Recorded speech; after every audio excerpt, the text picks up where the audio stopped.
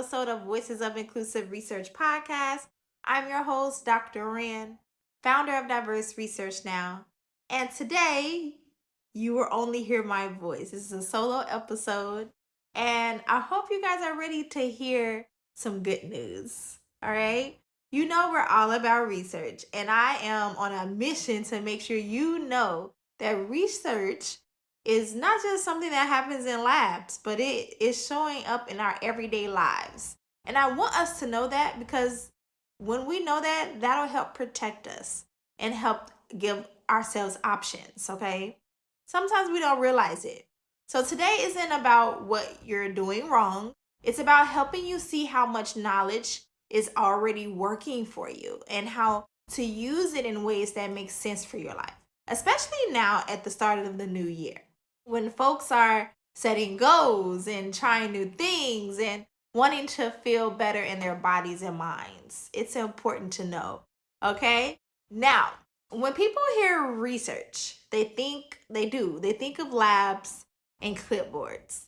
But research also looks like safer products, better ingredients, clearer labels, more conversations about mental health, more options than our parents ever had. And that didn't happen by accident, okay? Research helps improve the things we already use.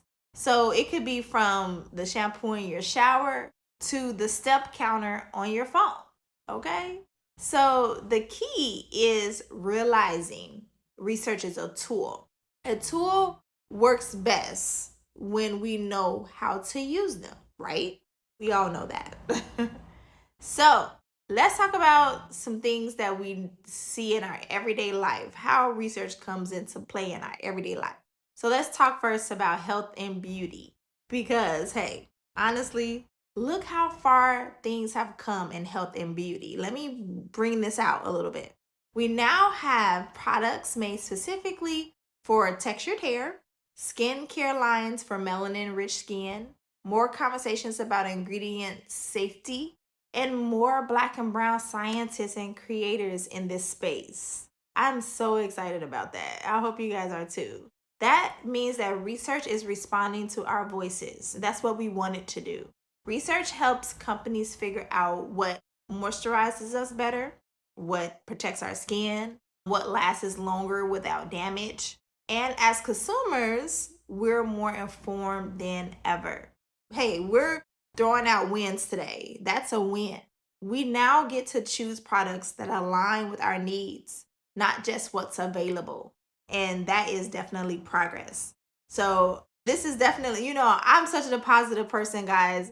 So I'm not just going to talk about the bad things, but I definitely want to point out the positive things that have happened in research and how we are moving forward and how we have so much work ahead of us, but we're moving forward. So let's talk about food and nutrition now.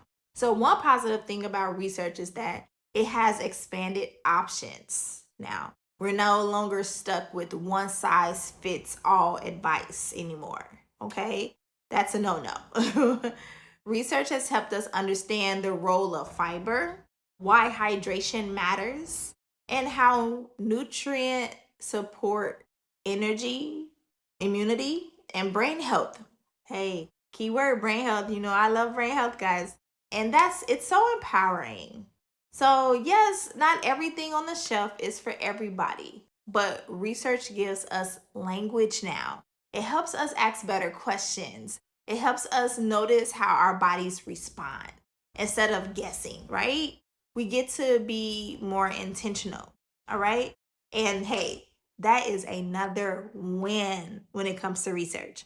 So then let's look at fitness and movement, okay? Because hey, we all got these goals we're trying to do this year, right? So fitness research has also evolved so much.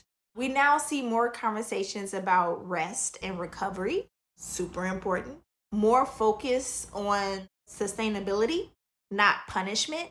More understanding that movement looks different for different bodies. That one speaks to me personally. Research supports walking, stretching, strength training, low impact movement, all of it is good. All of it is good for us. It's not about doing everything, okay? It's about doing what fits for your life, okay?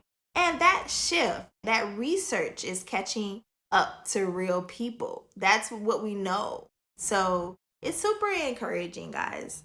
Something else that we could talk about is how mental health, everything we've learned about mental health. Mental health is another area where research has really opened doors. And so, super important in this climate, in this day and age. We're talking about anxiety, depression, burnout, stress, all openly. I'm so happy to know that we can all openly talk about this now. And research helps to normalize these conversations. It really does help create tools, it helps to reduce stigma. And then you have apps, therapy options, community conversations. These are all resources, not rules. All of this is here to help us. And they give people starting points. And starting points matter. Okay? We all have to start somewhere. Okay? So don't be so hard on yourself. Give yourself some grace. All right? Another thing, let's talk about social media because research is really made accessible through social media. Social media does get a bad rap, but there is a positive side to it. Research is more accessible, as I was mentioning, more than ever now. Information that used to be locked away can now be explained, visualized, and shared in real time. That really does empower us, guys. That's powerful. And so we have to use it for our good, right? The opportunity is now. It's learning how to pause, reflect, and choose what resonates with us. Okay? We have to discern things that's going to resonate with us. And that's growth and far away from failure, right? Again, let's use these tools in a positive way.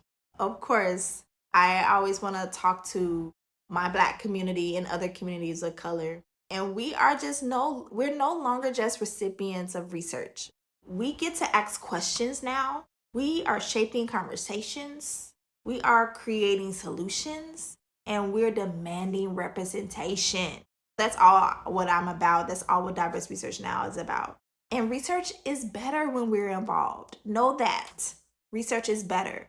That's why spaces like Voices of Inclusive Research exist to connect everyday life with trustworthy information in a way that feels respectable and real. Okay? It's January. It's time for a reset. Whatever didn't work in last year, let's do it. Let's try again. So as we move through this year, here's the takeaway that I want us to remember. And as we move through this year, as I said, research isn't something to fear. It's something to use. Okay?